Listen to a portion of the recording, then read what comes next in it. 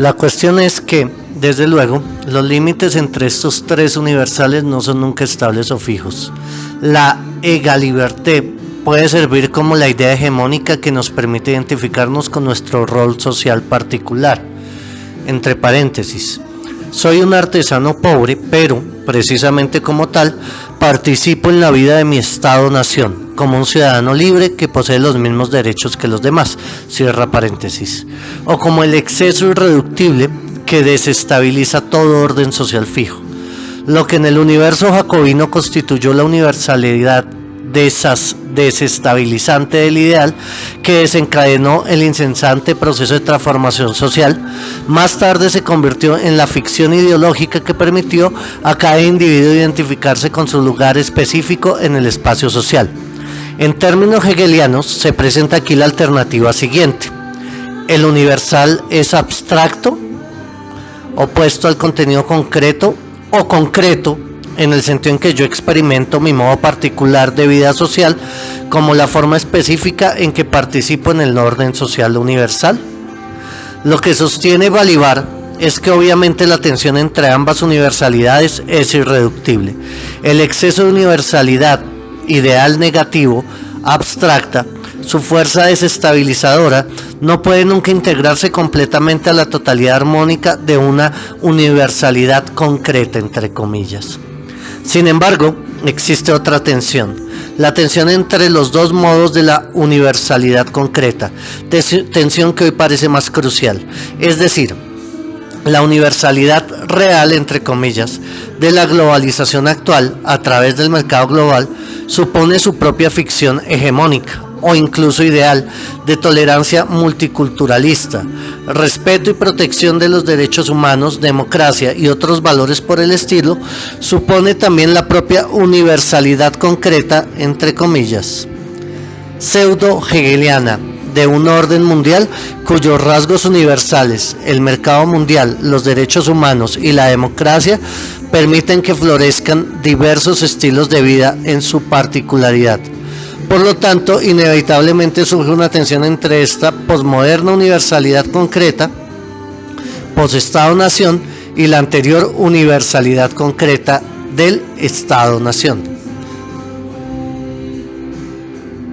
Hegel fue el primero en elaborar la paradoja moderna de la individualización a través de la identificación secundaria. En un principio, el sujeto está inmerso en la forma de vida particular en la cual nació, la familia, la comunidad local. El único modo de apartarse de su comunidad orgánica primordial, de romper los vínculos con ella y afirmarse como un individuo autónomo, entre comillas, es cambiar su lealtad fundamental, reconocer la sustancia de su ser en otra comunidad secundaria, que es a un tiempo universal y artificial, entre comillas, no espontánea, entre comillas, sino mediada, entre comillas, sostenida por la actividad de sujetos libres independientes. Así hallamos la comunidad local versus la nación, una profesión en el sentido moderno del término, entre paréntesis, un trabajo en una compañía grande, anónima, cierra paréntesis, versus la relación personalizada, entre comillas, entre el aprendiz y su maestro artesano, el conocimiento de la comunidad académica versus la sabiduría tradicional transmitida de generación en generación. En este pasaje de la identificación primaria a la secundaria, las identificaciones primarias sufren una suerte de transustanciación. Comienzan a funcionar como la forma que se manifiesta la identificación secundaria universal. Por ejemplo, precisamente por ser un buen miembro de mi familia, contribuyo al funcionamiento correcto de mi Estado-Nación. Eso entre paréntesis. La identificación secundaria universal se mantiene abstracta, entre comillas, en la medida en que se opone directamente a las formas particulares de la identificación primaria. Esto es, en la medida en que obliga al sujeto a renunciar a sus identificaciones primarias. Se hace concreta, entre comillas, cuando reinserta las identificaciones primarias transformándolas en las formas en que se manifiesta la identificación secundaria. Puede observarse esta tensión entre universalidad abstracta y concreta en el estatus social precario que tenía la Iglesia cristiana en sus inicios. Por un lado estaba el fanatismo de los grupos radicales, quienes no veían la forma de combinar la verdadera actitud cristiana con las relaciones sociales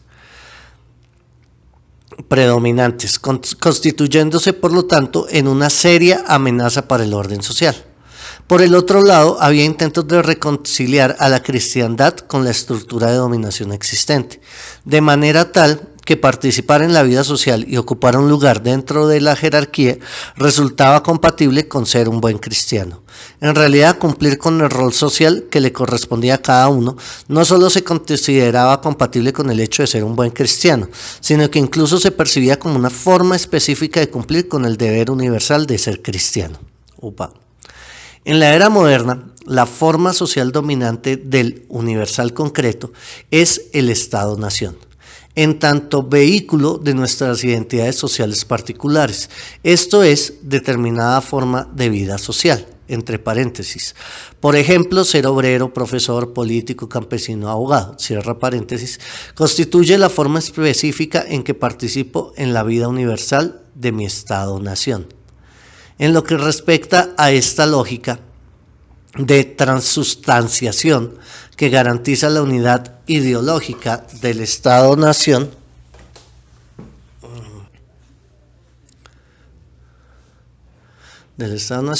los Estados Unidos de Norteamérica constituyen un caso de excepción. La clave de la ideología americana, entre comillas, estándar, radica en que intenta transustanciar la fidelidad que se tiene hacia las raíces de la etnia propia de una de las expresiones del ser americano, entre comillas. Para ser un buen americano, uno no tiene que renunciar a sus propias raíces étnicas. Los italianos, los alemanes, los negros, los judíos, los griegos, los coreanos, son todos americanos, entre comillas. Es decir, la particularidad misma de su identidad étnica, la forma en que se aferran a ella, los hace americanos. Esta transustanciación, por medio de la cual se supera la tensión entre mi identidad étnica particular y mi identidad como miembro del Estado-nación, hoy se ve amenazada. Es como si se hubiera erosionado seriamente la carga positiva que tenía la patética identificación patriótica con el marco universal del Estado-nación norteamericana, entre paréntesis. La americanez, entre comillas, el hecho de ser americano, entre comillas, cada vez despierta menos el efecto sublime de sentirse parte de un proyecto ideológico gigantesco. El sueño americano, entre comillas, de manera que el Estado americano se vive cada vez como un simple marco formal para la coexistencia de una multiplicidad de comunidades étnicas, religiosas o de estilo de vida. El reverso del modernismo. Este colapso gradual del sueño americano, entre comillas, o más bien su pérdida de sustancia, es el testimonio de la inesperada inversión del pasaje de la identificación primaria a la secundaria, descripta por Hegel. En nuestras sociedades postmodernas, entre comillas, la institución abstracta, entre comillas, de la identificación secundaria es experimentada cada vez más como un marco externo, puramente formal, y no verdaderamente vinculante, de manera tal que cada vez más se busca apoyo en formas de identificación primordiales, entre comillas, generalmente más pequeñas, étnicas y religiosas, en paréntesis, aun cuando estas formas de identificación sean más artificiales, entre comillas, que la identificación nacional, como ocurre con el caso de la comunidad gay. Resultan más inmediatas en el sentido de que captan al sujeto directa y abarcadoramente en su forma de vida, entre comillas, específica, restringiendo por lo tanto la libertad abstracta, entre comillas, que poseen su capacidad como ciudadanos del Estado-nación. Con lo que hoy nos enfrentamos es entonces con un proceso inverso al de la temprana constitución moderna de la nación, es decir, en contraposición a la nacionalización de la étnica, entre comillas, la desetnicización, la superación dialéctica, entre comillas, Anfbebung, de lo étnico en lo nacional.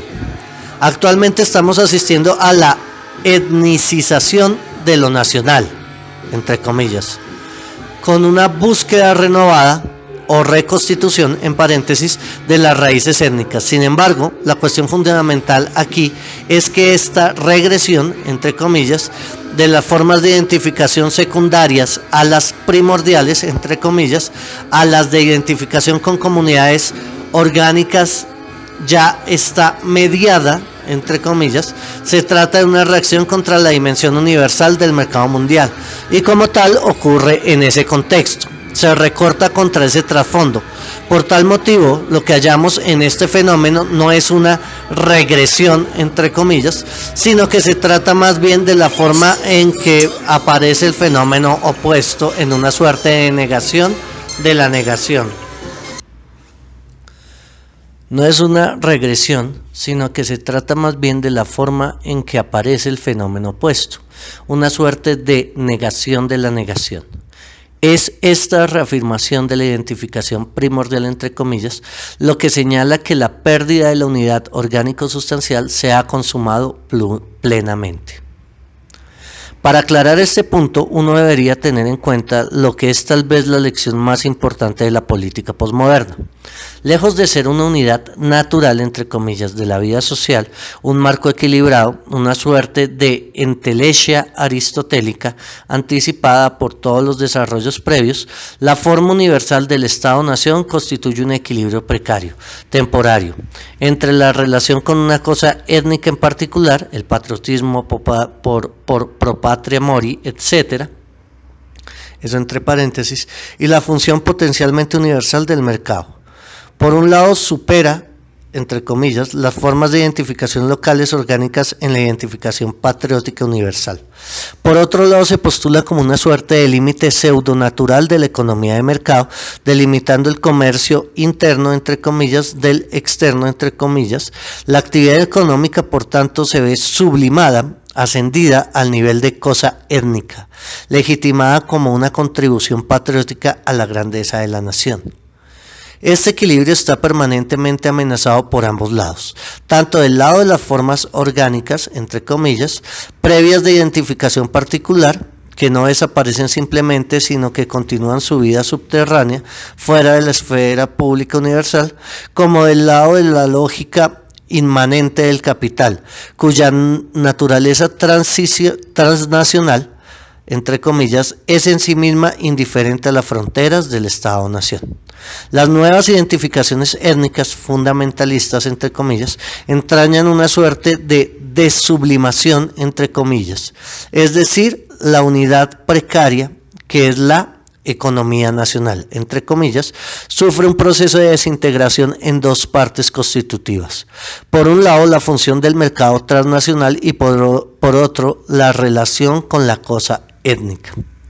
Por lo tanto, solamente en la actualidad, en las comunidades fundamentalistas contemporáneas de tipo étnico, religioso, de estilo de vida, se produce plenamente la escisión entre la forma abstracta del comercio y la relación con la cosa étnica particular, proceso que fue iniciado por el proyecto iluminista, la xenofobia y el fundamentalismo, entre comillas, religioso étnico posmoderno, no solo no son regresivos, entre comillas, sino que, por el contrario, ofrecen la prueba más cabal de la emancipación final de la lógica económica del mercado respecto de su relación con la cosa étnica.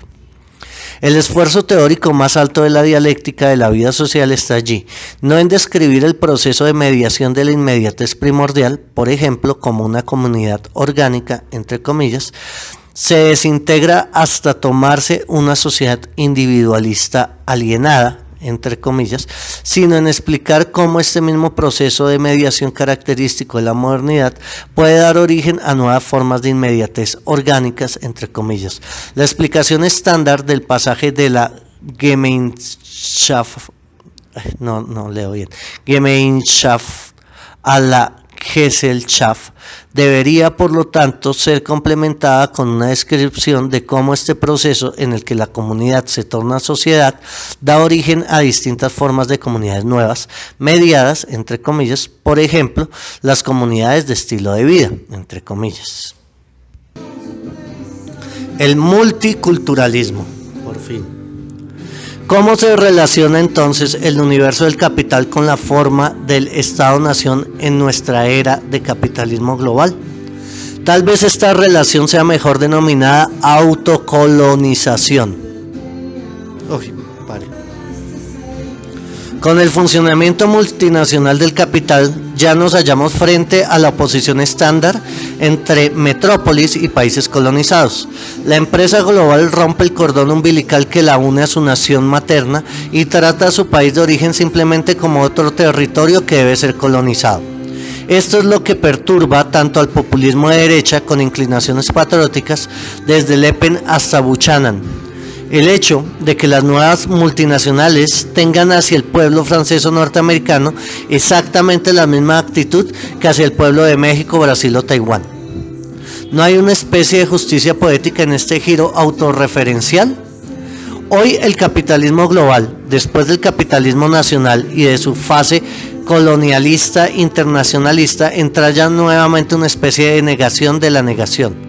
En un principio, desde luego ideal, el capitalismo se circunscribe a los confines del Estado-nación y se ve acompañado del comercio internacional, el intercambio entre Estados-nación soberanos, eso entre paréntesis. Luego sigue la relación de colonización en la cual el país colonizador subordina y explota, entre paréntesis económica, política y culturalmente, al país colonizado. Como culminación de este proceso hallamos la paradoja de la colonización, en la cual solo hay colonias, no países colonizadores. El poder colonizador no proviene más del Estado-nación, sino que surge directamente de las empresas globales. A la larga, no solo terminaremos usando la ropa de una república bananera, sino que viviremos en repúblicas bananeras. Y desde luego la forma ideal de la ideología de este capitalismo global es la de multiculturalismo. Esa actitud que desde una suerte de posición global vacía trata a cada cultura local como el colonizador trata al pueblo colonizado, como nativos, entre comillas, cuya mayoría debe ser estudiada y respetada, entre comillas, cuidadosamente. Es decir, la relación entre el colonialismo imperialista tradicional y la autocolonización capitalista global es exactamente la misma que la relación entre el imperialismo cultural occidental y el multiculturalismo. De la misma forma que en el capitalismo global existe la paradoja de la colonización sin la metrópolis colonizante de tipo Estado-nación, en el multiculturalismo existe una distancia eurocentrista condescendiente y o respetuosa con las culturas locales, sin echar raíces en ninguna cultura en particular. En otras palabras, el multiculturalismo es una forma de racismo negada, invertida, autorreferencial, un racismo con distancia, respeta la identidad del otro, concibiendo a este como una comunidad auténtica, cerrada, hacia la cual el multiculturalista mantiene una distancia que se hace posible gracias a su posición universal privilegiada.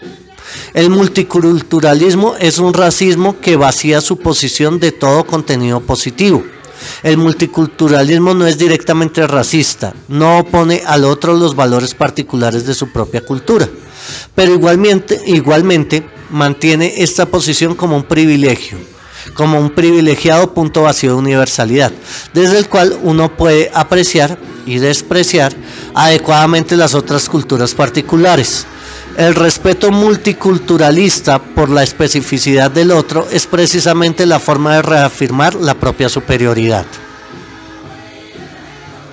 ¿Qué podemos decir del contraargumento bastante obvio acerca de la neutralidad multicultural? ¿Qué podemos decir del contraargumento bastante obvio acerca de que la neutralidad multiculturalista es falsa, ya que privilegia veladamente el contenido eurocentrista? Esta línea de pensamiento es, pegado con guión, correcta, pero por razones diferentes. Las raíces o el origen cultural particular que siempre sustentan la posición multiculturalista universal no constituyen su verdad entre comillas, una verdad escondida detrás de la máscara de la universalidad. En paréntesis, el universalismo multiculturalista es en realidad eurocentrista, sino más bien ocurre lo contrario. Esa mancha de raíces particulares es la pantalla fantasmática que oculta el hecho de que el sujeto carece completamente de raíces. Que su posición verdadera es el vacío de universalidad. Permítaseme recordar aquí mi propia paráfrasis de una agudeza de Quincy a propósito del simple arte de matar. ¿Cuánta gente ha empezado con una inocente orgía sexual y ha terminado compartiendo la comida en un restaurante chino? La cuestión en esta paráfrasis es revertir la relación que se establece habitualmente entre un pretexto superficial y el deseo no reconocido. A veces, lo más difícil de aceptar es la apariencia en su valor superficial y nos imaginamos múltiples escenarios fantasmáticos para recubrirlo todo con significados más profundos, entre comillas. Puede ser cierto que el verdadero deseo, entre comillas, que pueda encontrarse tras mi negativa a compartir una comida china, sea mi fascinación por la fantasía de una orgía grupal. Pero la clave es que esta fantasía que constituye mi deseo es ya en sí misma una defensa contra mi impulso oral, entre comillas, que solo puede seguir su camino con una coerción absoluta. Lo que hallamos aquí es el equivalente exacto del ejemplo de Darian Leader, del hombre que está en un restaurante con una chica y le pide una mesa al mozo, diciéndole: un cuarto para dos, por favor, entre comillas, en vez de una mesa para dos, por favor, entre comillas. Uno debería volver sobre la explicación freudiana estándar, entre comillas, paréntesis y con signo de numeración. Desde luego, su mente ya estaba en la noche de sexo que planeaba para después de la comida. En realidad, esta intervención de la fantasía sexual subterránea es más bien la pantalla que sirve de defensa contra el impulso oral, el cual efectivamente lo perturba mucho más que el sexo. En su análisis de la Revolución Francesa de 1848, entre paréntesis, en las luchas de clase en Francia de 1848 a 1850, cierra paréntesis, Marx provee un ejemplo de otro doble engaño. El Partido del Orden, que asumió el poder después de la Revolución, sostenía públicamente la República, aunque secretamente creía en la Restauración. Aprovechaban cualquier oportunidad para burlarse de los rituales republicanos y para indicar de cualquier forma posible dónde estaba su verdadero corazón, entre comillas. Sin embargo, la paradoja era que la verdad de su actividad estaba en la forma externa, a la que despreciaban y burlaban en privado. Ahora bien, esta forma republicana no era una mera apariencia detrás de la cual se ocultaba el deseo monárquico. Era la secreta adhesión a la monarquía lo que les permitía cumplir con su función histórica real, la de implantar la ley y el orden republicano burgués. Marx mismo menciona cuánto placer hallaban los miembros del Partido del Orden en soltar la lengua ocasionalmente contra la República, refiriéndose en sus debates parlamentarios, por ejemplo, a Francia como un reino. Estos deslices verbales articulaban sus ilusiones fantasmáticas que servían como una pantalla que les permitía obviar la realidad social de lo que estaba ocurriendo en la superficie. La máquina del espíritu. Mutatis mutandis. Lo mismo ocurre en el capitalismo de hoy, que se aferra todavía a una herencia cultural particular, identificándola como la fuente secreta de su éxito. Los ejecutivos japoneses participan en la ceremonia del té o obedecen el código Bushido, o, en el caso inverso, el periodista occidental busca el secreto del éxito japonés. Esta referencia a una fórmula cultural particular resulta una pantalla que oculta el anonimato universal del capital. El verdadero horror no está en el contenido particular que se esconde tras la universalidad del capital global, sino en el hecho de que el capital efectivamente es una máquina global anónima que sigue su curso ciegamente, sin ningún agente secreto que lo anime. El horror no es el espíritu viviente particular, entre comillas, en la máquina muerta universal, entre paréntesis, sino la máquina, entre paréntesis, universal muerta, cierra paréntesis, en el corazón mismo de cada espíritu viviente particular, entre paréntesis. La conclusión que se desprende de lo expuesto es que la problemática del multiculturalismo que se impone hoy, la coexistencia híbrida de mundos culturalmente diversos, es el modo en que se manifiesta la problemática opuesta, la presencia masiva del capitalismo como un sistema mundial universal. Dicha problemática multiculturalista da testimonio de la homogeneización sin precedentes del mundo contemporáneo.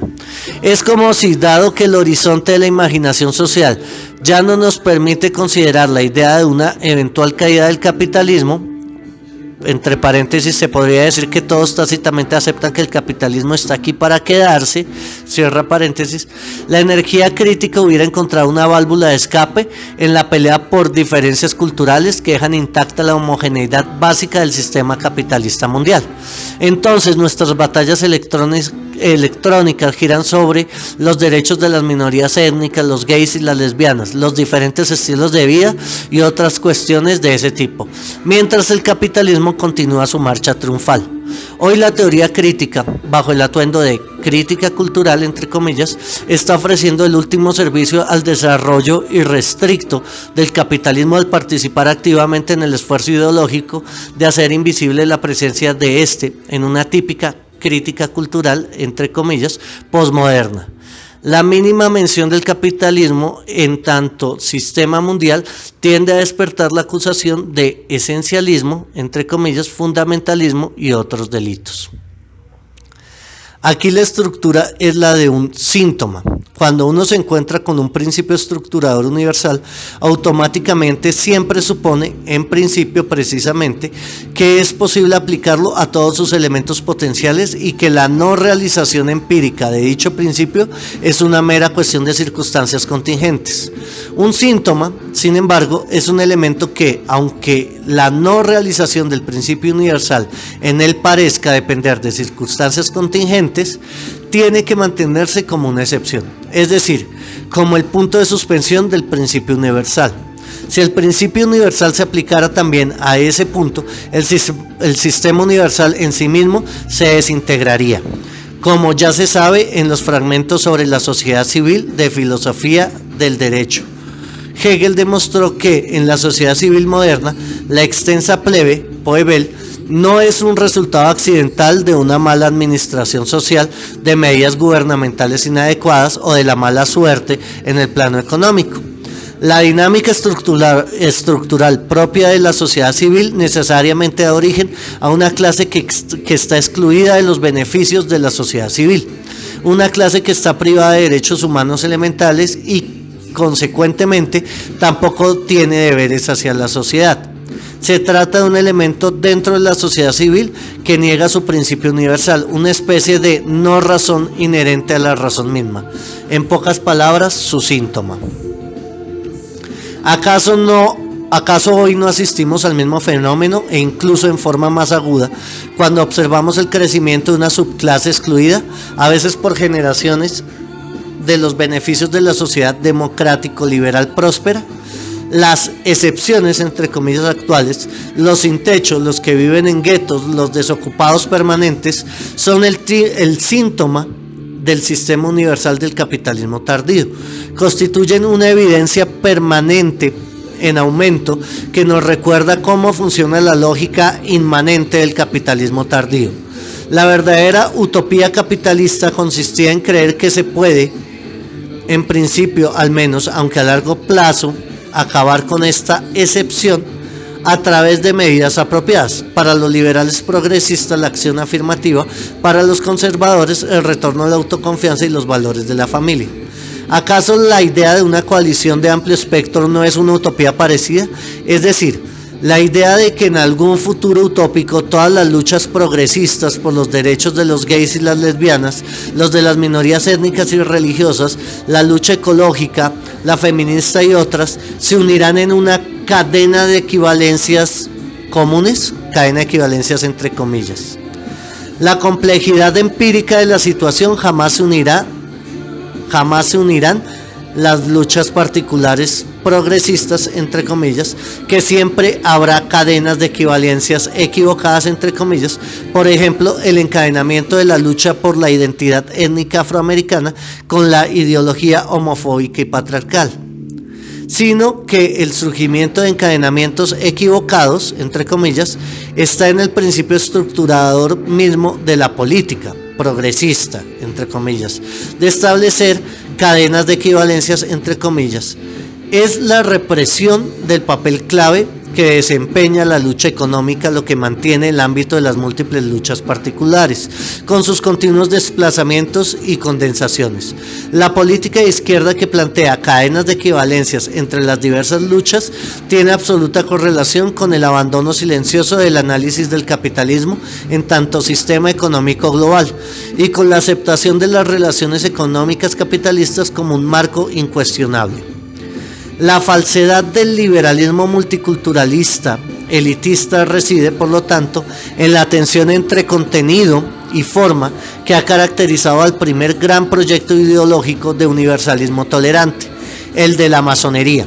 La doctrina de la masonería, la hermandad universal de todos los hombres basada en la luz de la razón, entre paréntesis, claramente choca con su forma de expresión y organización, una sociedad secreta con sus rituales de iniciación.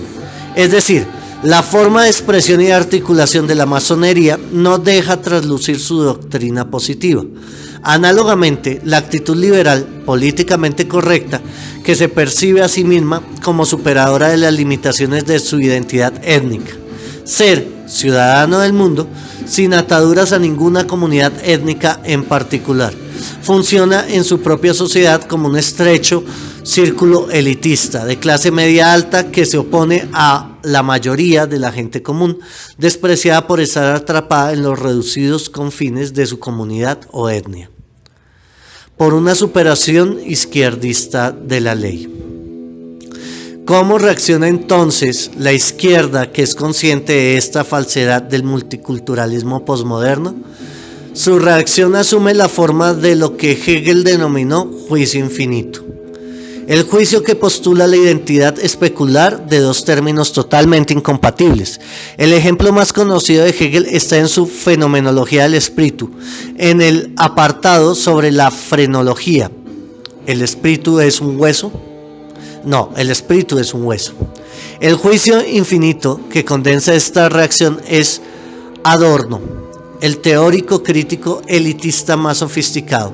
Es Buchanan, lo más bajo del populismo americano de derecha. O sea, estos críticos del elitismo multiculturalismo postmoderno, desde Christopher Lasch hasta Paul Picon, se arriesgan a apoyar al populismo neoconservador con su reafirmación de la comunidad, la democracia local y la ciudadanía activa, en la medida en que la consideran la única respuesta políticamente relevante al predominio de la razón instrumental y de la burocratización e instrumentalización de nuestro mundo vital.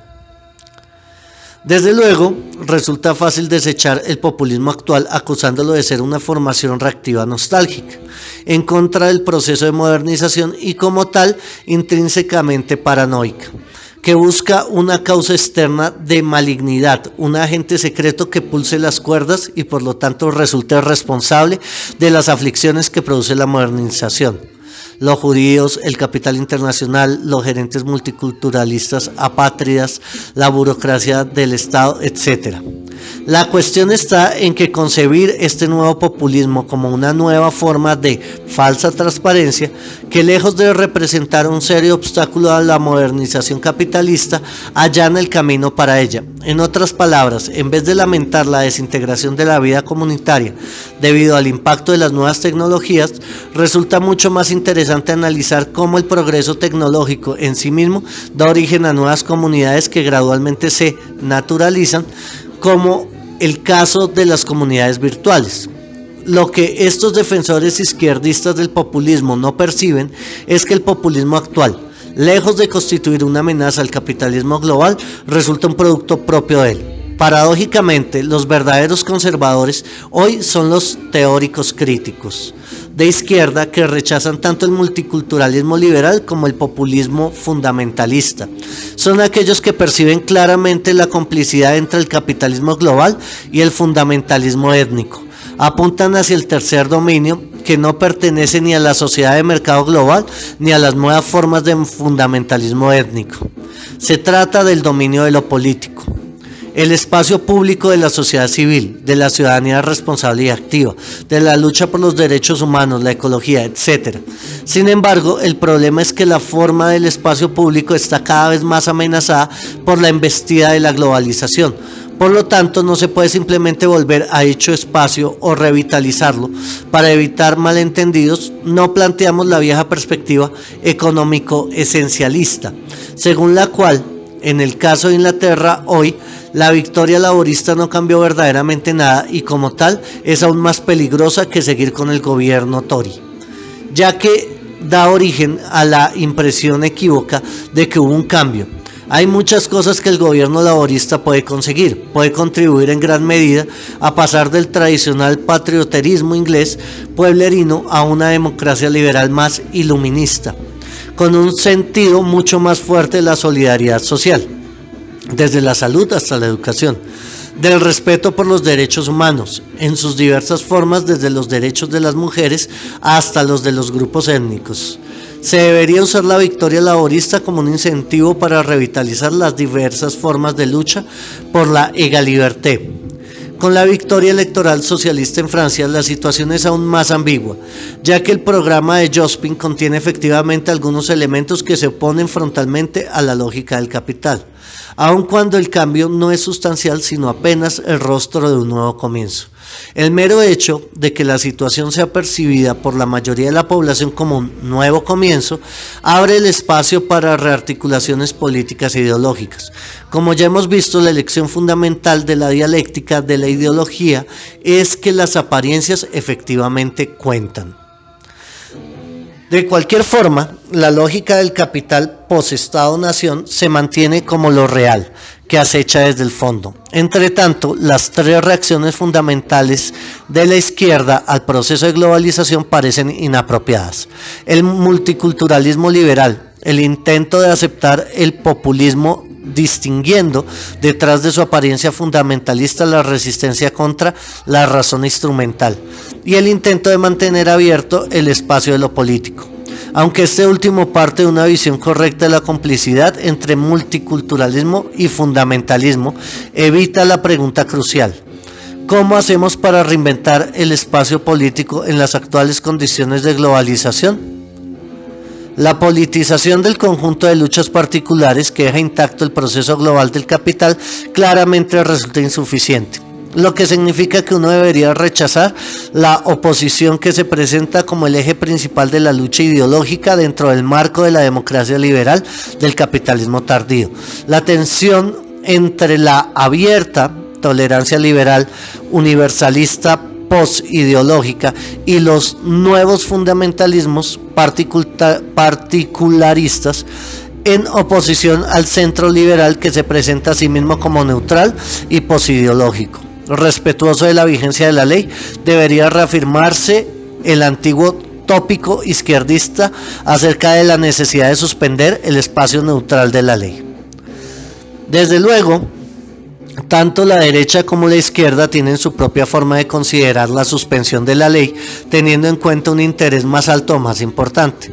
La suspensión de derecha, desde los opositores a Dreyfus hasta Oliver North, admite la violación de la letra de la ley, pero la justifica en función de algún interés nacional más alto. Presenta la transgresión como un sacrificio doloroso que se hace por el bien de la nación. En cuanto a la suspensión de izquierda, basta con mencionar dos films: Under Fire, Bajo Fuego, Roger Spottiswoode, 1983, y Watch on the Ring, Alerta en el Rin, Hermann Sturtillin, 1943. El primero transcurre en la época de la Revolución Nicaragüense, cuando un reportero gráfico norteamericano enfrenta un dilema. Justo antes de la victoria de la revolución, los somocistas matan a un líder sandinista carismático, Los sandinistas entonces le piden al reportero que falsee una foto de su líder para mostrarlo como si estuviera vivo, contradiciendo así la versión somocista sobre su muerte. De este modo, el reportero contribuiría a una rápida victoria de la revolución y evitaría el derramamiento de sangre. Sin duda, la ética profesional prohíbe estrictamente este acto, ya que viola la objetividad de la información y hace del periodista un instrumento de la lucha política. Sin embargo, el periodista elige la opción de izquierda y falsifica la foto. En Alerta en el Rin, basada en la obra de Lilian Hellman, esta disyuntiva se ve agravada. En los últimos años de la década del 30, una familia fugitiva de emigrantes políticos alemanes involucrados en la lucha antinazi va a alojarse a la casa de unos parientes lejanos, una familia idílica de clase media, pueblerina, bien norteamericana. Pero los alemanes se van a topar con una amenaza inesperada que aparece bajo la forma de un conocido de la familia norteamericana, un derechista que chantajea a los emigrantes y, por medio de sus contactos con la embajada alemana, pone en riesgo a miembros de la resistencia en Alemania. El padre de la familia emigrante decide matarlo y pone de esta manera a la familia norteamericana en un difícil dilema moral. La solidaridad moralizadora vacía con las víctimas del nazismo, ya ha quedado atrás. Ahora hay que tomar partido y ensuciarse las manos cubriendo el asesinato. Aquí nuevamente la familia se decide por la opción de izquierda. Según esta lectura, la izquierda se define como la opción que suspende el marco moral abstracto, o parafraseando a Kierkegaard, como la que realiza una suspensión política de la ética. La universalidad por venir. La lección que se puede extraer de todo esto, que cobró actualidad con la reacción occidental hacia la guerra de Bosnia, es que no hay forma de impedir el ser parcial, en la medida en que la neutralidad implica tomar partido. En el caso de la guerra de Bosnia, la visión equilibrada sobre la guerra tribal étnica de los Balcanes ya avala el punto de vista serbio. La equidistancia liberal humanitaria puede fácilmente deslizarse o coincidir con su puesto y efectivamente tolerar la limpieza étnica más violenta. En resumen, la persona de izquierda no viola simplemente la neutralidad imparcial liberal. Lo que alega es que no existe tal neutralidad. Desde luego, el cliché del centro liberal es que ambas suspensiones, la izquierda y la de derecha, apuntan en definitiva a lo mismo, a la amenaza totalitaria a la vigencia de la ley. La consistencia de la izquierda estriba en demostrar que, por el contrario, cada una de las dos suspensiones sigue una lógica distinta, mientras que la derecha legitima la suspensión de la ética desde una postura antiuniversalista, apelando a su identidad particular, religiosa patriótica, que invalida toda moral universal o norma legal. La izquierda legitima su suspensión de la ética apelando precisamente a la verdadera universalidad por venir. O dicho de otro modo, la izquierda acepta el carácter antagónico de la sociedad. No hay posición neutral, la lucha es constitutiva y al mismo tiempo se mantiene universalista. Habla en nombre de la emancipación universal. En la perspectiva de izquierda, aceptar el carácter radicalmente antagónico, es decir, político, de la vida social, aceptar la necesidad de tomar partido, es la única forma de ser efectivamente universal. ¿Cómo debe comprenderse esta paradoja? Solo puede concebirse si el antagonismo es inherente a la universalidad misma. Es decir, si la universalidad en sí misma se escinde, por un lado, en la falsa universalidad concreta que legitimiza la división existente del todo en partes funcionales, y por el otro, en la demanda real, imposible de universalidad abstracta, la égalité de Balibar. Por lo tanto, el gesto político de izquierda por excelencia, que contrasta con el tópico derechista de a cada uno su lugar, es cuestionar el orden universal concreto en nombre de su síntoma, de la parte que, aunque inherente al orden universal existente, no tiene un lugar adecuado dentro de él. En nuestras sociedades, por ejemplo, los inmigrantes ilegales o los sin techo. Este procedimiento de identificación con el síntoma es el reverso exacto y necesario del gesto crítico ideológico estándar, el cual reconoce un contenido particular detrás de alguna noción abstracta universal. El hombre de los derechos humanos es en realidad el hombre blanco propietario, y que denuncia la universalidad neutra como falsa. Así, en este gesto de identificación con el síntoma, uno reafirma patéticamente y se identifica con el punto de excepción-exclusión inherente al orden concreto positivo, el abyecto en tanto único punto de universalidad verdadera, que contradice la universalidad concreta existente. Es fácil advertir, por ejemplo, que en las subdivisiones que hay en un país entre los ciudadanos de primera y los trabajadores inmigrantes temporarios, se privilegia a los ciudadanos de primera y se excluye a los inmigrantes del espacio público. Del mismo modo en que el hombre y la mujer no son dos especies de un gen humano universal y neutro, dado que el contenido del gen como tal implica alguna clase de represión de lo femenino. Resulta mucho más productiva tanto teórica como políticamente, dado que abre el camino para una subversión progresista de la hegemonía, la operación opuesta. Consiste en identificar la universalidad con la cuestión de la exclusión. En nuestro caso, es decir, somos todos trabajadores inmigrantes. En una sociedad estructurada jerárquicamente, la medida de su verdadera universalidad se encuentra en la forma en que sus partes se relacionan con los de abajo, excluidos por y de los otros. En la ex Yugoslavia, por ejemplo, la universalidad estaba representada por los albanos y los musulmanes bosnios, despreciados por todas las otras naciones. La declaración reciente de solidaridad, Sarajevo es la capital de Europa, fue también un ejemplo de la noción de excepción encarnando la universalidad. La forma en que la iluminada Europa liberal se refería a Sarajevo es el testimonio de la forma en que se refiere a sí misma, a su noción universal.